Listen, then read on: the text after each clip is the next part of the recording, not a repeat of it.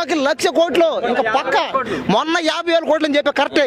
ఈ సినిమా ఎవరా బాబు, మొన్న వచ్చి 50,000 కోట్లు అండు, ఇవాళ వచ్చి 1,00,000 కోట్లు అంటుంటావు, నువ్వెక్కడ దొరికినవరా మాకు బాబు అని చెప్పి వాడిని ఆపండి అని చెప్పి రామ్ చరణ్ ఫ్యాన్స్ బాగా కామెంట్ చేస్తున్నారు అనమాట. గేమ్ చేంజర్ రిలీజ్ అయ్యి అది కలెక్షన్స్ అయిపోయిందాక వీడు ఆగేలాగైతే కనట్లేదు. సో గేమ్ చేంజర్ మూవీ ఎంత వసూలు చేసేటటువంటి అవకాశం ఉంది. ఇప్పటిదాకా యూఎస్ఏలో ఉండొచ్చు, తెలుగు రాష్ట్రాల్లో ఉండొచ్చు, నార్త్లో ఉండొచ్చు, ఇండియా వైడ్గా మొత్తం వరల్డ్ వైడ్గా ఎంత బిజినెస్ చేసింది అనేటటువంటిది ఫుల్ లిస్ట్ అయితే రాసుకొని వచ్చిన అనమాట. దీనికోసం నేను చాలా సెర్చ్ చేసిన, రీసెర్చ్ కూడా చేసిన. నిజంగా మన దిల్ రాజు గారి మాస్టర్ మైండ్ ఆయన ఎంత బాగా ఉపయోగించింది అనేటటువంటిది మీకు తెలియాలంటే వీడియో చివరి దాకా చూడాలి. నిజంగా గేమ్ చేంజర్ ఇన్ని కలెక్షన్స్ కానీ కొడితే రియల్ సెసలైనటువంటి గ్లోబల్ స్టార్ అనేటటువంటిది. ఇప్పుడు ఆయన గ్లోబల్ స్టార్ అంటే చాలామంది ఏడుస్తున్నారు కదా, నేను చెప్పినట్టు జరిగి నేను చెప్పినన్ని కలెక్షన్స్ వస్తే ఇక గ్లోబల్ స్టార్ ఎవరునా అంటే మన రామ్ చరణ్ అని చెప్పి ప్రతి ఒక్కరు చెప్పేటటువంటి రోజు అయితే వస్తుంది అనమాట. అదేంటి అనేటటువంటిది ఈరోజు ఈ వీడియోలో మాట్లాడుకునేటటువంటి ప్రయత్నం చేద్దాం. మొట్టమొదట గేమ్ చేంజర్కి ఓవరాల్గా పెట్టుబడి పెట్టింది 450 కోట్లు. 450 కోట్లు పెట్టుబడి పెట్టడం అంటే మాటలు కాదు. సినిమా 300 కోట్లనే స్టార్ట్ అయిందనమాట. శంకర్ గారు 4 సంవత్సరాల క్రితం దిల్ రాజు గారికి స్టోరీ వివరించడం జరిగింది. ఆ టైంలో 150 కోట్లు అనుకున్నారు. కాకపోతే త్రిబుల్ ఆర్ మూవీ మధ్యలో తీయటం, పాన్ ఇండియా లెవెల్లో వెళ్ళిపోవటం, రామ్ చరణ్ క్రేజ్ అలా పెరిగిపోవటం అనేటటువంటిది జరిగింది. సో అది భారతీయుడు 2 కంటే ముందు దిల్ రాజు గారి దగ్గరికి స్టోరీ అయితే వచ్చింది. ఆ తర్వాత ఆయన అంటే భారతీయుడు 2కి అయితే వెళ్ళిపోయిండు. గేమ్ చేంజర్ అనేటటువంటిది ఇక లేదులే అని అనుకున్నారు. కానీ భారతీయుడు 2 మధ్యలో ఆగిపోయింది ఒక ఇన్సిడెంట్ వల్ల.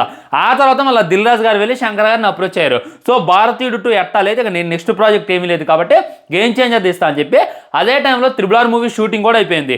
ఇక రామ్ చరణ్తో ఓకే చేసుకొని 300 కోట్లకైతే అగ్రిమెంట్ కుదుర్చుకున్నారు.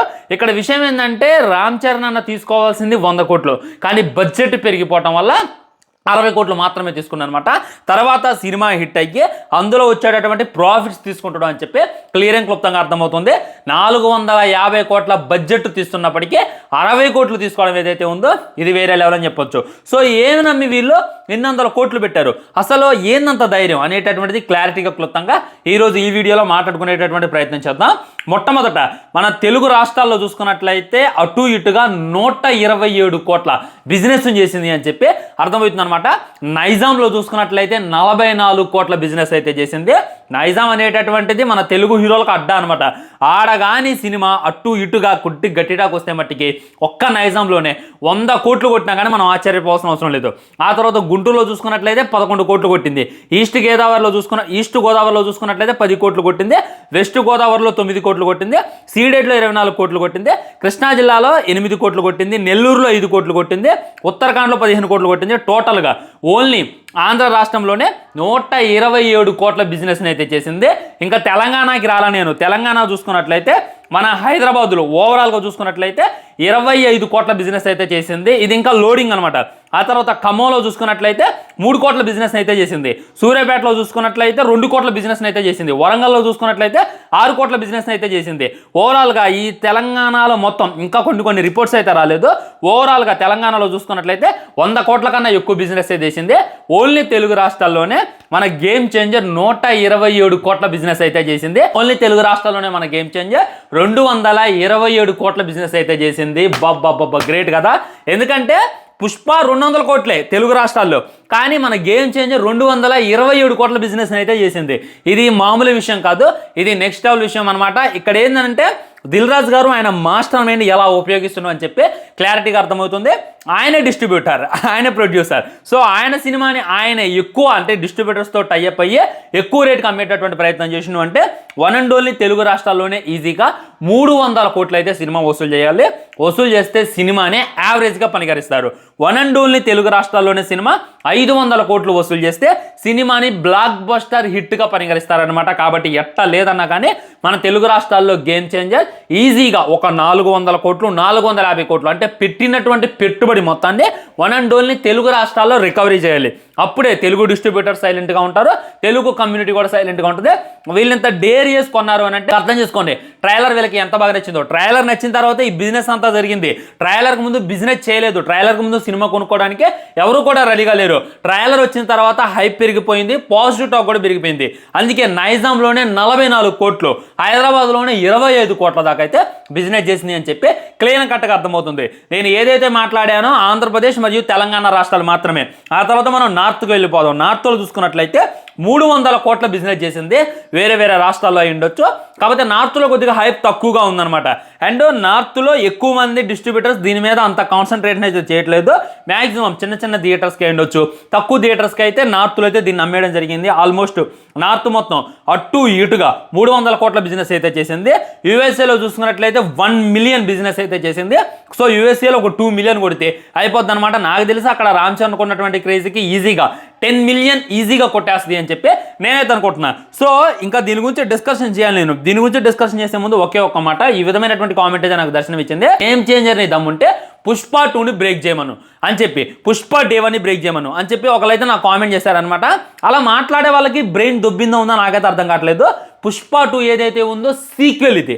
పుష్ప 1 రిలీజ్ అయిన తర్వాత సీక్వెల్కి భయంకరమైనటువంటి హైప్ రావడం వల్ల ఆ విధమైనటువంటి కలెక్షన్స్ వచ్చాయి. సో మీరు పుష్పని దేంతో కంపారిజన్ చేయాలంటే గేమ్ చేంజర్ ఏదైతే ఉందో పుష్ప 1ని బ్రేక్ చేయమను అని అడగండి, అది చాలా పద్ధతిగా ఉంటుంది. గేమ్ చేంజర్ ఏదైతే ఉందో ఇప్పుడు వచ్చేటటువంటి సీక్వెల్ కాకుండా సింగిల్ సినిమాలు ఉన్నాయి కదా, దేవరాని బ్రేక్ చేయమని అడగండి, చాలా బాగుంటుంది. అంతేకాని బాహుబలి 2ని బ్రేక్ చేయాలి, పుష్ప 2ని బ్రేక్ చేయాలి, అదైతే అయ్యే పని కాదనమాట. ఎందుకంటే దీనికి హైప్ లేదు, ఇది సీక్వెల్ కాదు. ఇప్పుడు గేమ్ చేంజర్ పార్ట్ 1 రిలీజ్ అయ్యి ఇది భయంకరంగా హిట్ అయ్యి ఆ తర్వాత పార్ట్ 2 తీస్తా అంటే అప్పుడు మీరు కంపారిజన్ చేయండి పుష్ప 2తో బ్రేక్ చేయాలని. కాబట్టి ఇప్పుడే కంపారిజన్ చేయడం ఏదైతే ఉందో ఇది పద్ధతి కాదు. ఇది చక్కగా మాట్లాడాలి అనేటటువంటిది మీరైతే తెలుసుకోవాలన్నమాట. నేను ఎప్పుడు చెప్తానా ఎప్పటికీ చెప్తానా, పుష్ప 2 అనేది మోస్ట్ హైప్డ్ మూవీ. దాని గురించి తర్వాత వీడియో చేసేటటువంటి ప్రయత్నం చేస్తా.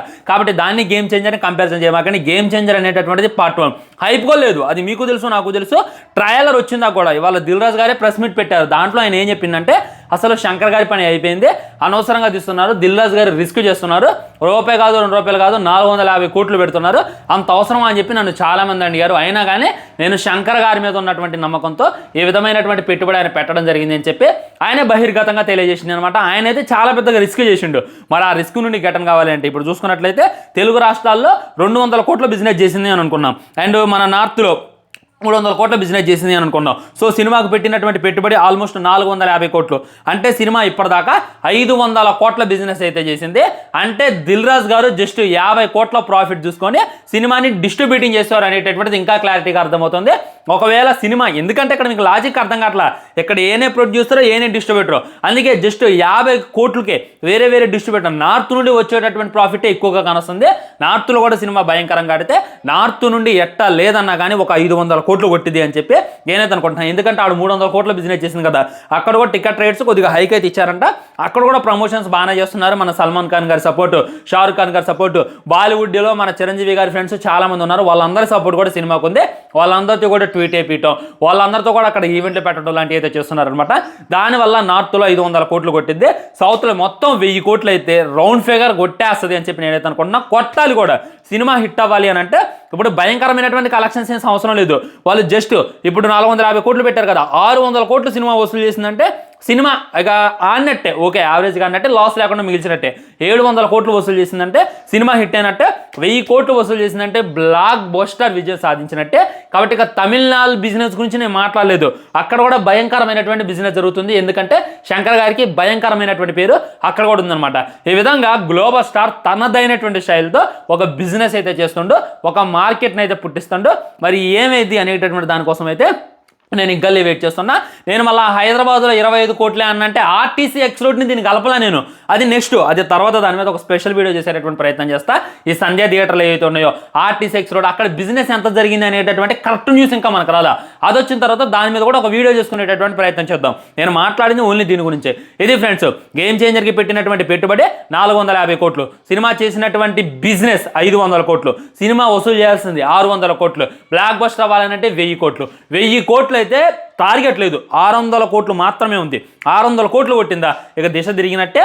రాజమౌళి గారి మైతును తునక లేకుండా మన రామ్ చరణ్ పీకేసినట్టే, గేమ్ చేంజర్ విజయం సాధించినట్టే అని చెప్పి ఇంకా క్లారిటీగా క్లుప్తంగా అయితే అర్థమైపోతుంది అనమాట. ఇక ఏం జరిగిద్ది అనే దానికోసం అయితే నేనైతే ఇగ్గల్లి వెయిట్ చేస్తున్నా.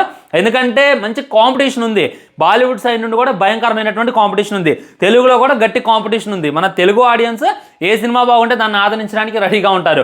ఓకే, వినయ విధేయ రామ్ ఉంది, ఆ సినిమా ఫ్లాపే, కానీ అది కూడా పర్లేదు, ఒక 80% అయితే రికవరీ చేసింది.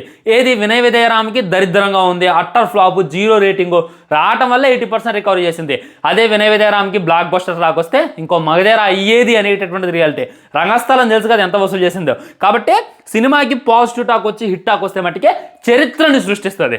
సినిమా అటు ఇటుగా మరతబడిపోయింది, ఓకే సినిమా పోయింది అని అంటే మట్టికే ఖచ్చితంగా ఒక 80% అయితే రికవరీ చేస్తుంది, 20% అయితే లాస్ మిగిలిస్తుంది. ఇది నేను ఫైనల్గా చెప్పదలుచుకుంది. ట్రయల్ను చూస్తే అలా అయితే అనిపించలేదు, ఖచ్చితంగా బ్లాక్ బస్టర్ బొమ్మ, హిట్ బొమ్మ అని చెప్పి ఇంకా క్లారిటీగా అర్థమవుతుంది ఫ్రెండ్స్. ఇది ఫైనల్గా తెలియజేయదలుచుకుంది. ఏ విధంగా అనిపించింది ఇన్ఫర్మేషన్ అనేటటువంటిది డెఫినెట్లీ కింద కామెంట్ చేయండి. వీడియో లైక్ చేయండి, షేర్ చేయండి, ఛానల్ని సబ్స్క్రైబ్ చేయండి. వందే మాత్రం, జై హింద్, నమస్కారం.